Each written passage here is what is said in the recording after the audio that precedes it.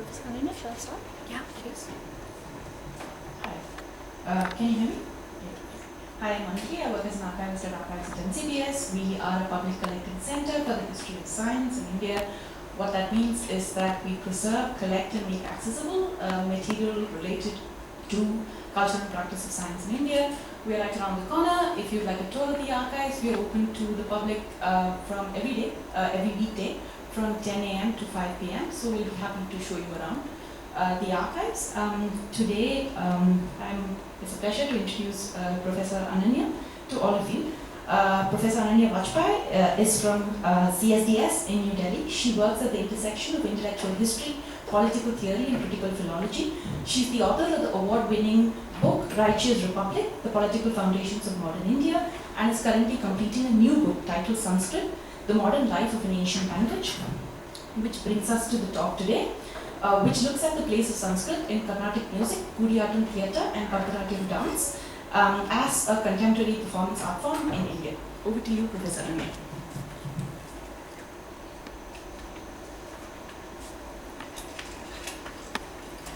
So thank you very much to NCBS for this kind invitation.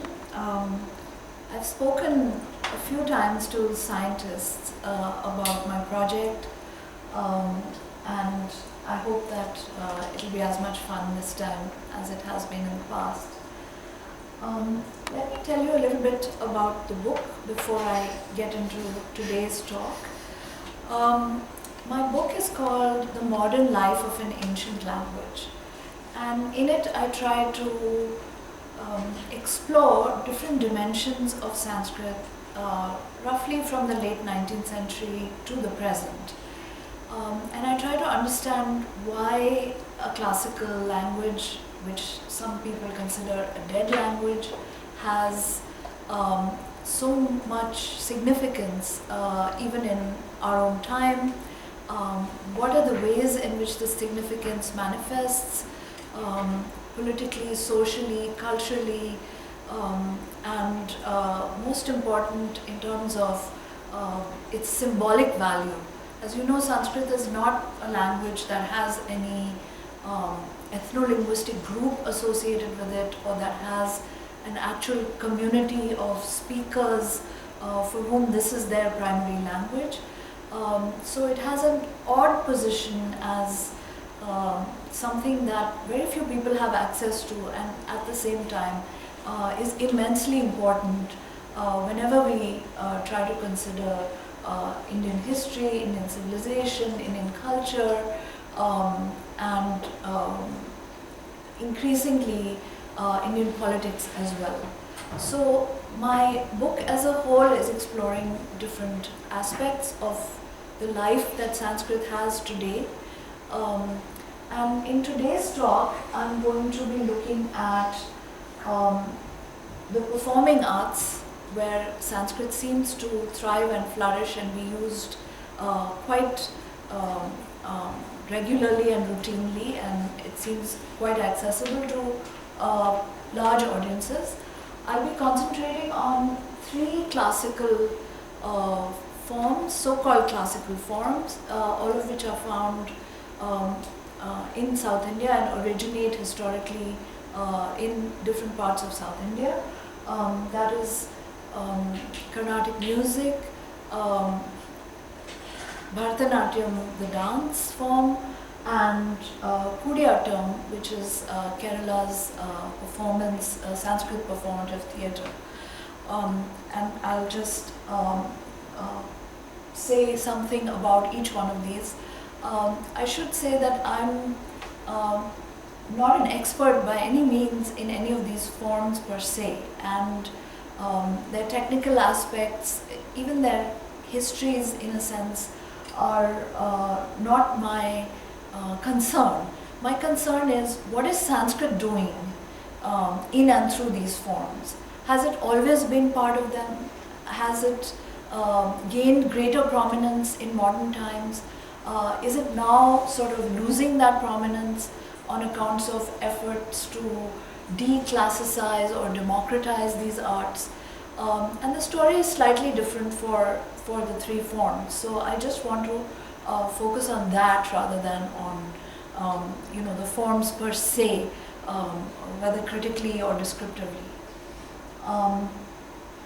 So in many accounts of Sanskrit, we understand that it's no longer the center of our knowledge systems, of our educational practice, as it may have been in pre-colonial times or in the distant past. And in fact, it has arrived at what we may call institutional dead ends, so that it's not necessarily being reproduced at the level that it was in pre-colonial, pre-modernity. So you have Sanskrit colleges and Sanskrit-based institutions, departments in modern universities and so on, but we are not really seeing it thrive as a language of literature, as a language of various kinds of literary expression in the way that it did for several centuries before that. However, there are these sites and spaces, especially in the arts, where Sanskrit seems quite alive and well and flourishing. And of these, I'm today just going to talk about these three particular ones. Now, one of the things that I think some of you may be familiar with is the fact that this emphasis on the classical only really comes into being as a function of modernity. That is to say, the assertion that, by the way, this is Bala Saraswati and M.S. Subbulakshmi in a photograph that I first saw in Romila Thappar's study. And it's available in the Bala Saraswati archive. So as you see there, these two young artists, perhaps before they become famous as exponents of their respective forms, enacting a certain kind of modernity.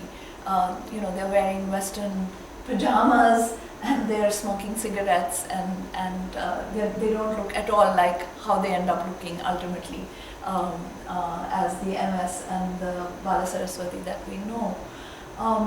So it becomes very important during the anti-colonial nationalist period and during the first years of the post-colonial state after independence for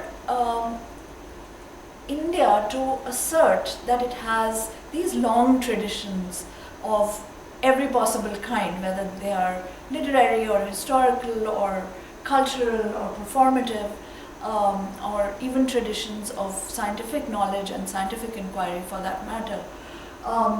And certain forms are sort of promoted very, very actively as embodying the classical.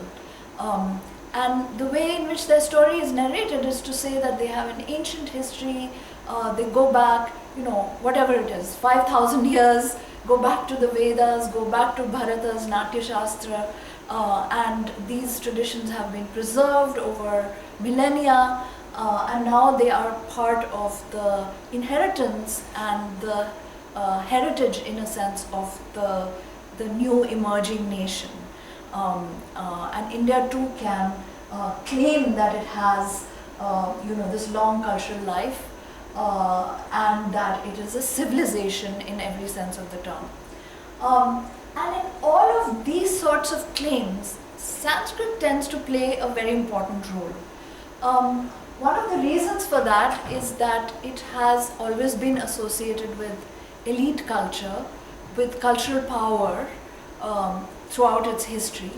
The other reason is that Sanskrit is actually available trans-regionally across what is becoming modern India, and historically has also been available as such. So it's more difficult for regional cultures based on their living languages to travel in their appeal across this huge swath of what is British India or South Asia, and claim their ancient heritage, etc., as effectively as can be done through through Sanskrit, which has already established itself, has a big footprint, as it were, not only in South Asia but also in other parts of Asia, Southeast Asia, and so on. And this is something which is, true of it in the first 2 millennia, as it were, leading up to Indian independence in the 20th century. So just to give you an example which is not about the arts that I'm going to talk about, during the kind of late 19th, early 20th century, during the national movement and with the establishment of Free India, you will see all these so-called national songs that are written by poets in different parts of India. There's Jana, which is written by Rabindranath Tagore, and Vande Mataram, which is actually Bankim Chandra Chattopadhyay's lyric. There is a version of that written by Subramanya Bharati, and later on Kuvempu writes what becomes Karnataka's anthem in a sense, and this is true, by the way, in many different states. And these songs, interestingly, are highly Sanskritic. They are not in Sanskrit, but they're not in Bengali or in Kannada or in Tamil and so on. I mean, they are written in this peculiar language which is only circulating, in the cultural sphere in this period, because the idea is that they should travel outside the particular place where they originate, and they should appeal to people all across India, especially Indians who are engaged in the anti-colonial independence movements. So the national anthem, just to tell you a little bit about it, we actually only sing one stanza of it, and it is much longer. It has 5 stanzas. And recently, we traveled to this university in Gwalior where they sing the entire national anthem, including the excluded portions. Tagore wrote it in this strange Sanskritized Bengali sort of mishmash language, and then he translated it himself into English, but only the very short first stanza was chosen as the national anthem. And this is Vande Mataram, which you can see has also been sort of made into stamps, made into posters, made into calendars, and is given a kind of equal status alongside Jana Gana Mana, and is increasingly emphasized now by the current dispensation, because they treat this as much more of the national song, and this is also in a kind of Sanskritic register, right, undergoing a revival these days. Subramanyam Bharati, I discovered, has actually written many nationalist songs, and also they are translated, and as you can see, again and again there is a coming together of the idea of the nation, a kind of Sanskritic basis for articulating that, and this idea of the mother goddess as Mother India, which again is something that originates first in Bengal. And here is D.K. Pattamal, who is singing one of Bharati's anthems, I think the Vande Mataram version that he has. And so even in the South, where today we are used to thinking of an assertion of Tamil identity over and against the imposition of Hindi and Hindutva and so on. At that time, during the nationalist period, there was no problem in adopting this kind of a currency to convey certain important cultural meanings and make those assertions, as India came up for independence. And this is, of course, I don't know, you may know this or you may have to recite it institutionally, I'm not sure, but this is the Karnataka state anthem associated with Mahakavi Kuvempu. What happened? Okay, so I want to just now move quickly into the forms that I I want to talk about. And the three of them, Carnatic music, Bharatanatyam and Kudiyattam have very different histories, or at least somewhat different histories. But Sanskrit plays a role in all three, and I'll tell you how.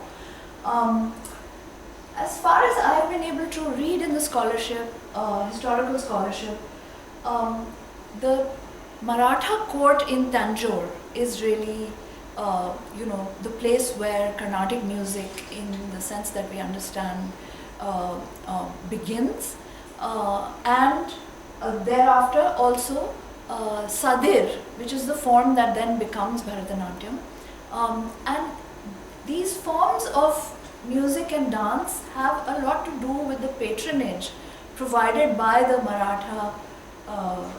Maratha kings, who are also nearing the end of their power as they gradually give over to the colonial power as the Madras presidency is established, and finally the center of power, in a sense, moves out of Tanjore and other places and arrives in colonial Madras city, which then becomes, of course, Chennai as we know it. So around Tanjore, in and around Tanjore, you have this vast ecology of several interrelated arts, which have to do with Telugu and Marathi lyrics for the most part, and are performed as dance and as song to a great extent by women, who are, some of them are devadasis, that is to say they are married to temples, or they go through this ritual where they are married to the spear of the god in a particular temple. Some of them are courtesans, and they dance for the kings and their nobility. Some of them do ritual dances at family celebrations and private events. Some are entertainers and sort of dancing girls in a sense, and they perform in these closed private gatherings or sabhas. And some of them are sort of enslaved, you could say, although that is a strong term to use, but they are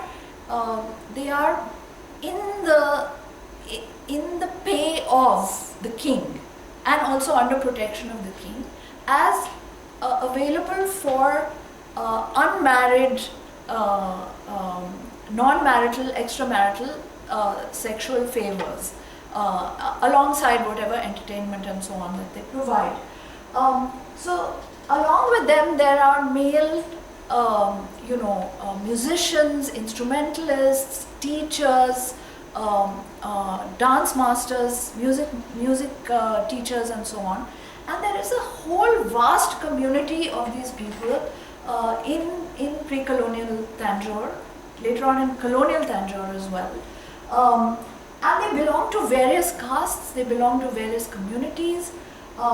They are also influenced by, following the lead of particular kings, North Indian Hindustani music, which comes to them from musicians who travel from the Mughal courts or from places like Gwalior, and bring forms like Khayal and Drupad and so on. So they absorb those as well. There's a lot of Marathi forms like Lavani and Gondala and so on, which are also part of what they do. And they're also exposed increasingly to European music.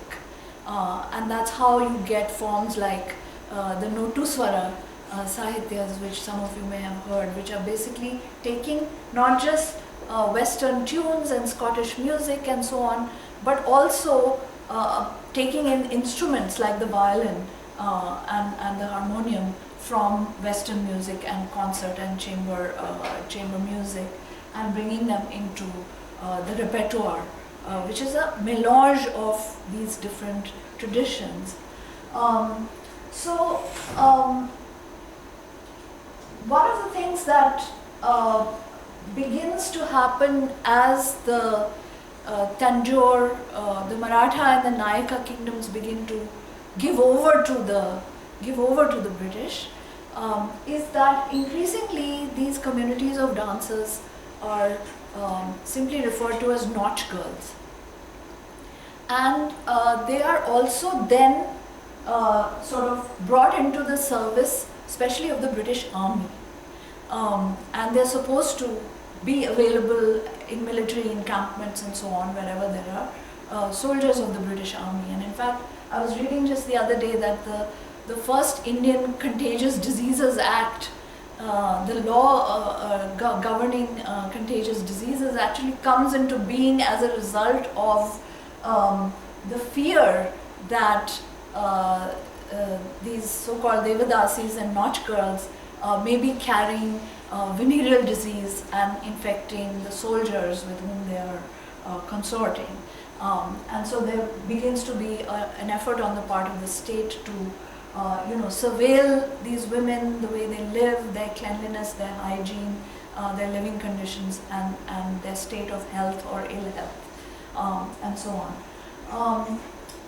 It should also be said that although they are called Devadasis, and as we come closer and closer into the 20th century and onwards, that term is assumed to give a kind of sanctity and to sort of de-emphasize the erotic, the aesthetic, and the frankly sexual nature of their practices, of their forms of art and performance, and of their livelihoods, right? It's not actually true that they are in any sense, required to be chaste in order to be connected to particular temples and devasthanams and so on. In fact, it is simply a ritual that is performed where the young girl is either married to the sword of the king or to the spear of the god, right? But that does not in any sense, put her out of business by giving her some exalted ritual status or some protected sacred status as such. At least that is what the history of Tanjore in the 17th, 18th centuries reveals to us. By the time we come to, I already told you a lot of this.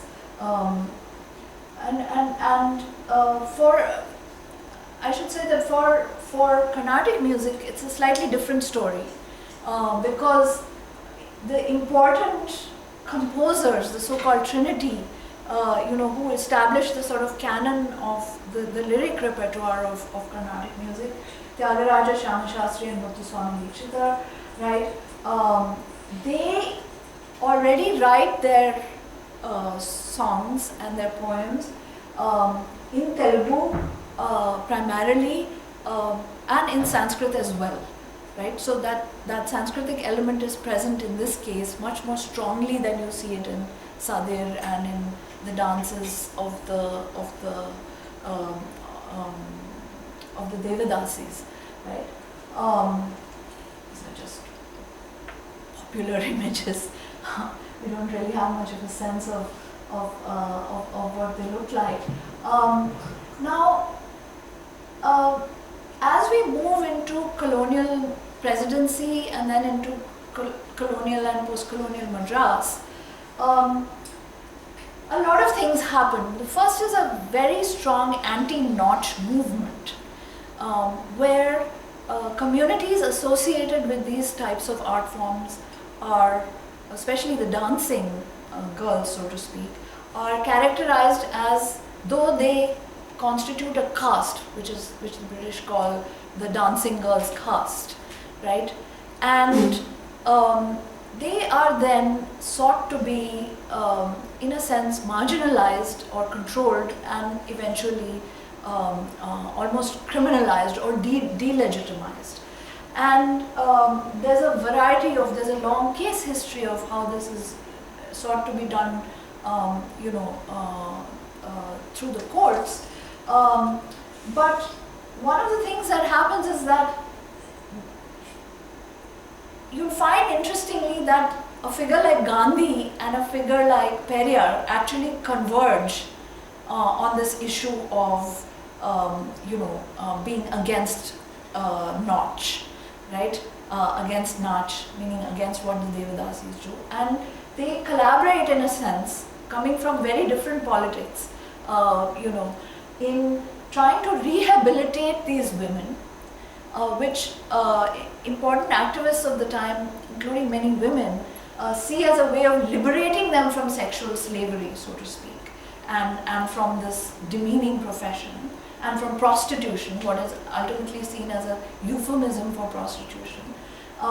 So there's a strong public effort to essentially rehabilitate these women by getting them to get married, right? To get married, to become respectable, and to stop dancing, right? And the dance itself is increasingly reinvented as being more markedly Hindu. It has, it puts Shaivite, imagery at the center, and it is linked increasingly to, and this is entirely implausible, but it is linked back to Bharata's Natya Shastra, as though it had come down through the centuries through this text, whereas as we saw in colonial Tanjore, there was no role that this text was playing in any sense in the kinds of forms and practices that these women had. So there's a lot of things going on at once, and the really big difference is made by the fact that it's the Tamil Brahmins who take control of both Carnatic music and Bharatanatyam, and the practices also pass in a big way from this multiplicity of castes to the Brahmins, but also from women to men, right? And these new histories are constructed in a sense. So you see all of these things taking place together. The nationalization, the Brahminization, the classicization, and the modernization of these forms, right? And this is happening in a very intense way, in the early part of the 20th century and right into, I would say, probably something like the 70s and 80s after independence.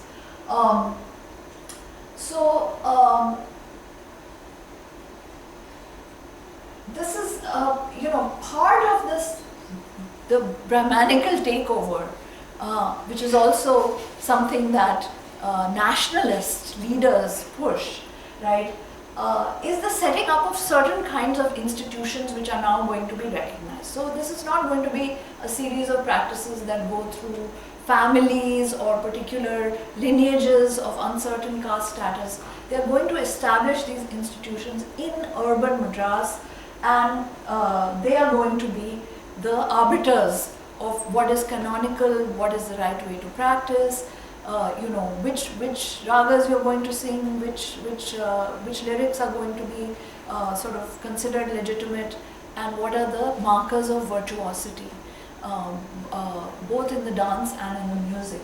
And so this, the Theosophical Society, it's later on I think that slide, but the Theosophical Society, which is active in Madras, very much supports these efforts.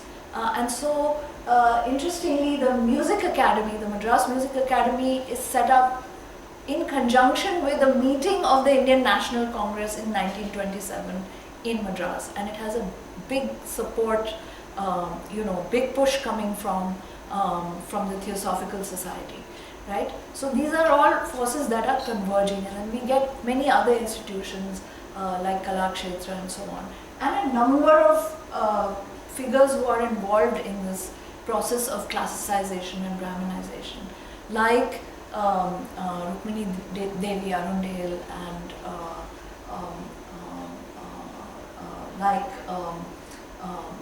the story of Subbu Lakshmi, which I will just tell you in a minute.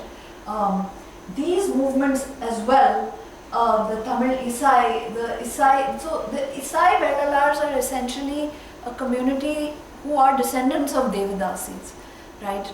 But the men of this community come forward and make this strong claim that Sadir is our dance, etc. And so we also have a say, and one of the scholars who I was reading points out that, Karunanidhi, who was the chief minister of Tamil Nadu for so long, is the son of a Devidasi. So how did he attain that apex of political power, coming out of this process of stigmatization and rehabilitation of the community from which he comes. Here's the first ever Bharatanatyam brochure that is published, and you have the old sort of the greats of the Devadasi and the Sadhya form are forgotten and neglected, and you have these new figures like Bala Saraswati and like Rukmini Devi Arundel, both in the music as well as in the dance, and this persistent sort of attaching of this dance, this music, etc., to a Sanskritic tradition of originating supposedly in Bharat and his Natya Shastra, is something that is reiterated again and again, and then becomes the kind of almost the common currency which is taught to children when they go into these specialized academies to learn. And even till today, it is very difficult for non-Brahmin young artists to perform, to come up, to be given the kind of opportunities that Brahmin performers are given. This sort of I became interested in all of this through my association with T.M. Krishna, who has been campaigning quite vociferously for the last many years, as you know, that we need to bring the Tamil and the Telugu and the Kannada and the Malayalam back into the southern music. We need to look at all these other castes, communities, musical traditions, the non-Brahmin side of the cultural life of the southern states, and Carnatic music itself and Bharatanatyam itself should be opened up to all kinds of young students and young artists. And he has experienced a tremendous pushback even at this time from Brahmanical gatekeepers of the art forms. I want to quickly go, before I come back to this issue, I want to go to Kudiyattam, because that has actually quite a different history than either Carnatic music or Bharatanatyam or Sadhya. And Kudiyattam is genuinely old. It dates back to something like the 9th to the 11th centuries. The original texts of Kudiyattam are in Sanskrit by authors like Kulashekara and Shakti Bhadra and so on. Kudiyattam involves telling stories largely from the epics and from Sanskrit plays through movement, through dance, through percussion, but in a highly stylized and slow form, so that a performance will typically last over many nights and be very, very, very slow, and will linger over each line that is sung, or each emotion that is explored as the various characters go through their parts in the narrative. Now, Kudiyattam has had in its own history some twists and turns. So while it begins as a kind of form of enacting Sanskrit drama, and also presumably has some sort of connection with the Natya Shastra, it slowly evolves as a form where practitioners need stage directions, they need pedagogical texts on how to sing, what gestures, what expressions, what postures, how to wear your costume, how to pace out the the performance. So these stage manuals are something which they need, and they need to be able to understand and explain to all the actors what that Sanskrit narrative is actually trying to say and how to perform it on a stage. And this they do in Malayalam, right? And the caste that is associated with the performance of Kudiyattam, called the Chakyars, are not Brahmins, but they work closely with Nambudiri Brahmins, and they perform in these arenas which are within temple compounds called the Kutambalam, and they perform also on ritual occasions, and they have these multi-day, multi-night kind of performances. But the Chakyars in their own practice use Malayalam, right? That is effectively the language in which they operate as artists, off stage as it were. And they also continue something which is inherent in Sanskrit drama, which is that non-Brahmin and non-male characters, even in original Sanskrit plays, speak Prakrits. They don't speak Sanskrit. So they continue that tradition, and they evolve this kind of Mishrita, mixed Sanskrit Malayalam form, which is called Mani Pravaram, right? And they use that as well for characters, for different characters within their narrative.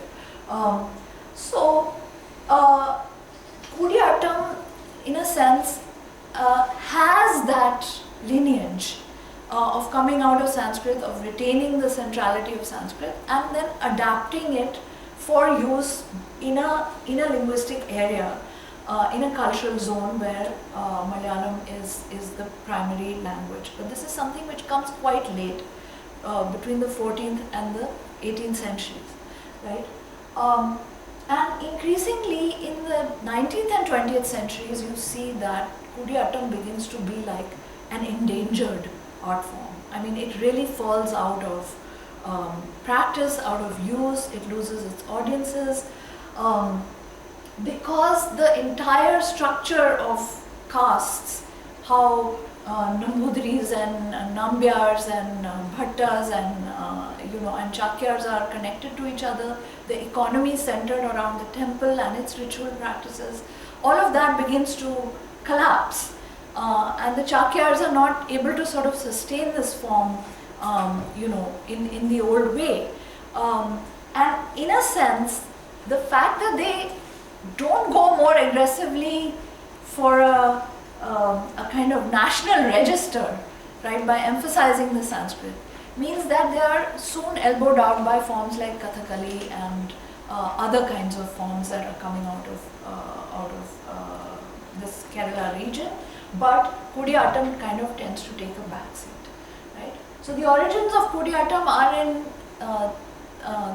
Tamil Sangam literature, as well as in the Sanskrit literature and Sanskrit plays, the dramaturgy. But by the time we come to the 20th century, it's really beginning to fade away. And now a revival begins by trying to get for it this UNESCO tag of intangible heritage and so on, right? And they've made great changes to their form, so that they've tried to shrink it, to have like 2-hour performances instead of 2-week performances. They moved out of the temple onto the secular stage. The Kutambalam has come out of the temple arena. And in the very earliest theorization of Kudiyattam, self-theorization in the text, you find this kind of difference between two layers of the audience, the specialists and the general public, right? And the specialists will sit up front because they actually have to be able to see what his expressions are in the eyes and so on.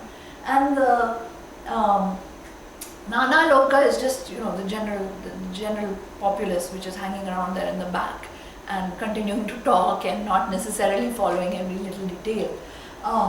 So this balance actually is now broken, right? You don't really have any prekshakas anymore. There is a general public presumably, but there are no specialists who really understand this form in the way that it should be understood.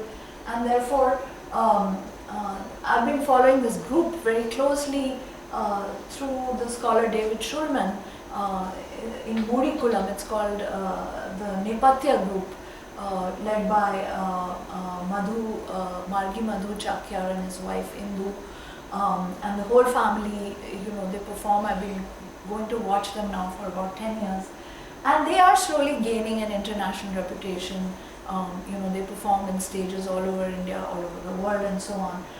But it's still very hard to sustain the core of this form, which is very, very difficult to appreciate in our time of short attention spans. So these are just some of the details which I've already told you. So as I told you, my interest was not in the forms per se or in their fate as such, but in what is Sanskrit doing for these forms or in these forms. And it seems to me that the overall story is, and it can be told along these different axes of caste, of gender, of regionality, of national and international importance, and of course the entertainment industry. I mustn't forget to show you some videos in a bit. And the gender dimensions continue to be highly contested, because these forms, as they are Brahmanically controlled, tend to be quite patriarchal and in many ways quite misogynistic, and some of these controversies and some of these stories we may have seen in the press over the last 10-15 years, where Krishna himself has tried to tell the story of MS Subbulakshmi and how she comes out of one kind of social background and then transforms into the very apotheosis of the Carnatic singer, much married, very, very masterful in her craft, but also very respectable in all ways, and singing devotional music more than any other kind of lyric. And so when they tried to give him an award in her name, many people protested because they felt that he was somehow sullying her reputation by questioning her antecedents, or by laying bare the kind of journey that her life signifies in terms of caste, gender, and modernity more generally. These are, of course, just some pictures I took while watching Kudiyattam. These are actually taken in Vancouver at the World Sanskrit Conference, and you'll notice that what they do is they translate the text that is being performed in English, and they create these kind of subtitles, and they put it there. So you don't really have to understand any of the Sanskrit or know anything. You can just follow along with these kind of subtitles. And as I told you, it's very slow, so you have a lot of time to think about things. Here we go with the marketing and the international sort of branding of these forms. In the festivals of India, this was in the 1980s, and now the huge Tamil Brahmin diaspora, who are actually the patrons and the practitioners of Carnatic music and Bharatanatyam in a big way, a lot of them in California and places like that. Here I just wanted to play you, the life that continues in a sense, even in the entertainment industry. This is this Ponniyin Selvan movie.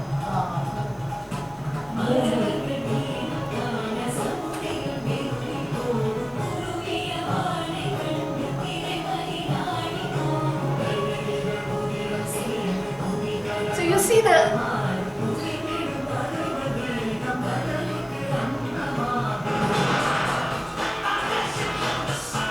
Michael Jackson. Most of you are too young to remember, but this is quite a song.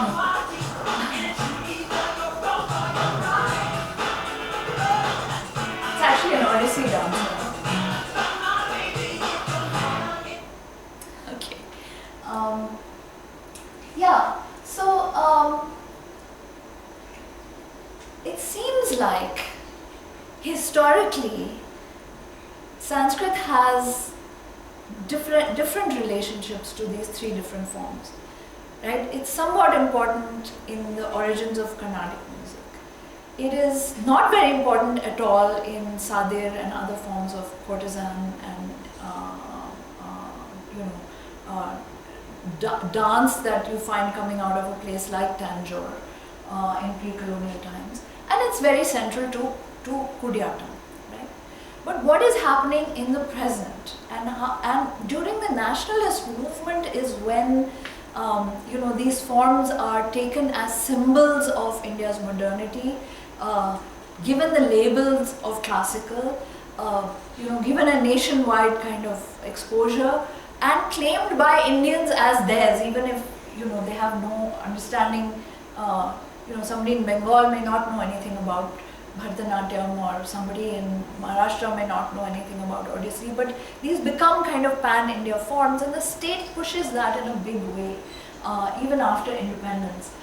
But today you see two things happening. One is that there's a lot of movements, again, here's our friend TMK, to democratize, de-Brahmanize and declassicize the arts. In a sense, claim them back for their roots in multiple castes, in multiple languages, and in multiple regional histories, right? So there's a kind of de-Sanskritization, you could say. There's this peak of Sanskritization during the nationalist period, and now it's kind of, there is a pushback against it, right? But on the other hand, you have a Hindu nationalist state that is very much interested in keeping up this theory, you could say, or this myth about all of Indian civilization being grounded in the mother tongue, which is Sanskrit, and all cultural forms, all knowledge forms, all forms of Indian virtuosity, you could say. Whether it's epistemological or it's performative or it's of any other kind, coming out of these textualized traditions of Sanskrit, which are for which the gatekeepers are Brahmins. This is something which the Hindu Rashtra is very invested in pushing, and through its surrogate Hindi as well. And you see a lot of pushback against this in the South, right? Where actually the forms that are so rich and that are so reliant on Sanskrit in some sense, especially in their current form, can be found. So I'm trying to track, the rise and fall, right, the ancient life and the modern life of Sanskrit through these different stages. So is Sanskrit flourishing with the expansion of these art forms? Is it irrelevant to their success? Are they moving beyond their Sanskrit roots in some instances to survive? Are they endangered art forms? Are they intangible heritage? Or are they, the sort of brand of incredible India and India shining and so on and thriving? Or do they need support? What kind of support to ensure their survival? And where exactly is Sanskrit in the new cultural economy that keeps these forms alive and accessible to new audiences? This is something that I'm interested in exploring. These are general points which I've already made. Those of you who've learned Bharatanatyam, which was almost sort of par for the course for middle class people in southern India, not just in Tamil Nadu, to send their daughters to Bharatanatyam class, and you know that it becomes, it begins with this dhyana shloka for Shiva Nataraja, right? Everyone knows this, right? But it's it's a very far cry from what the courtesans of Sarfoji and Shivaji II, etc., were practicing in their courts in princely Tanjore, right? So their way of asserting what has been called a princely modernity, right, was very hybrid. It took a lot of elements from the north, from Hindustani music, from European music and dance and so on. But now we are going classical in a big way, we are sort of, there's a kind of reactionary moment that we are in currently in the current political climate. So I'll just stop there, and if you have questions, I'd be happy to answer them if we have time.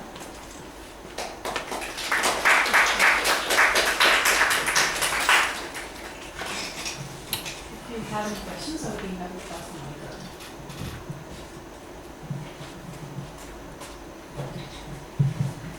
So, see, the Sanskritization of South Indian art, you started it's part of the nationalism. Yeah. As against the colonialism, British, right? How come the whole of North India it was completely opposite, right? For example, the way the so-called, the new literature and art that came out of North India was not so much Sanskritized. So like for example, the Lucknow, the whole movement of literature, Premchand and others started signing. Yeah. There was more colloquial language than the Yes. Sanskrit. Yes. Why is it so specific to South India? That's actually a very interesting question, and I think that high culture and elite practices in North India had, 600, 700, 800 years of Persianate influence, and were evolving in forms that had to do with Indo-Persian culture, right? So that's why you have, Sufi poetry, you have, all of the architecture that you see in places all across India, which is, a mixture of, Rajput and Mughal. You have the linguistic evolution of, the Indo-Gangetic plain, right, where you have people like Tulsidas rewriting the Ramayana, but in Awadhi, right, and you have a number of poets writing in Braj Bhasha, right, which has, which takes equally from Sanskrit and from Persian, right, and that cultural milieu is politically not similar at all to what is happening in the South, I think, for a long time, right? So when you look at North Indian music, and you look at forms like, Kathak, or you look at Khayal and Tappa and Thumri and Dhrupad, etc., you'll find that the ecology of practitioners, they're mostly Muslims who perform these kinds of forms of Hindustani music, right? And really after partition that takes a big hit because so many Muslims leave, right? And in Bengal they evolve a new language of the arts, thanks mostly to the Tagores, I would say, in a big way, coming out of Shantiniketan. So it's in the South that this strong connection between, Brahmin gatekeeping, prior histories of Brahmin learning and textual knowledge, religious practice, the presence and importance of all these temples which sustain these communities of musicians, dancers, etc. That's something which is simply not there in the North. You may have qawwalis being sung in like dargahs and things like this, but you'd be hard pressed to find to find any kind of classical music, let's say, in the North Indian bhakti traditions. It's popular, but it's highly vernacularized. It's completely vernacularized, I would say, right? Once Tulsi writes the Ramcharitmanas, people stop reading the Sanskrit Ramayana, the Valmiki Ramayana, because then it becomes part of your everyday language, and it completely enters into the kind of Hindi we speak today. And then there's another stage of kind of disavowing many forms at partition, when Urdu as a whole is disowned, anything Persianate is kind of cast out, it's separated very strongly from Hindustani culture. And that is happening again today in a very aggressive way, as you can see.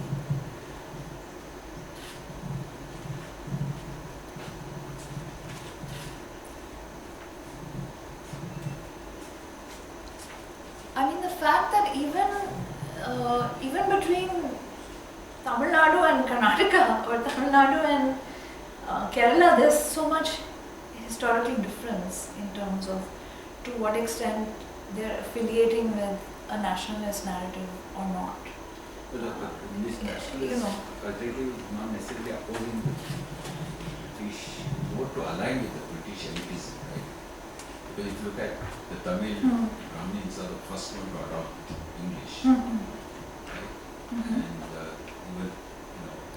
even most of the the first line officers in British were Tamil Brahmins, right? Yeah. Maybe particularly in South India, I don't know what not. So given that, I guess they also wanted to align with their elitism, saying that we have our own elitistic culture. There could be Latin and here it's Sanskrit. Not necessarily as an opposition, it's more to align. Well, I mean, I agree with you that, the first brown sahibs are the Brahmins, and the first Anglophone elites are the Brahmins, and the first, bureaucrats in the ICS are the Brahmins, and the first leaders of the Congress, and so on. And this is true in Maharashtra or Bengal or Punjab or the South, everywhere. But at the same time, I think the need to assert, to construct Indian history, which has a classical antiquity, when the great religions of the Vedic people and the Buddhists and the Jains and so on flourished, which has this kind of long sweep, and where a lot of what is known about it is coming out of Sanskrit texts. That classicizing impulse is a response to colonial and Orientalist attitudes, which tend to demean and diminish Indian culture, right? And denigrate it as primitive, as barbaric, as in need of civilizing, right? So what is the counterclaim? That we have our own civilization, and look, here are its many different artifacts, from the caves in Ajanta to the pillars of Ashoka to the Taj Mahal to the Vedas themselves.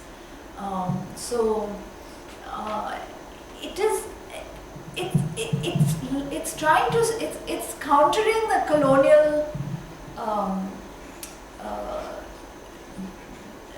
the colonial insult, you could say, but in the language and on the terms that the colonizer specifies, right? So if they have a Greek and Latin antiquity, so we have our Sanskritic antiquity, right? If they have, it tries to do a kind of tit for tat and show that we also have what you have, by way of ancient texts, ancient philosophers, ancient religions, and so on. Happy to have a discussion going over coffee and tea outside. Thank you, Professor Ananya.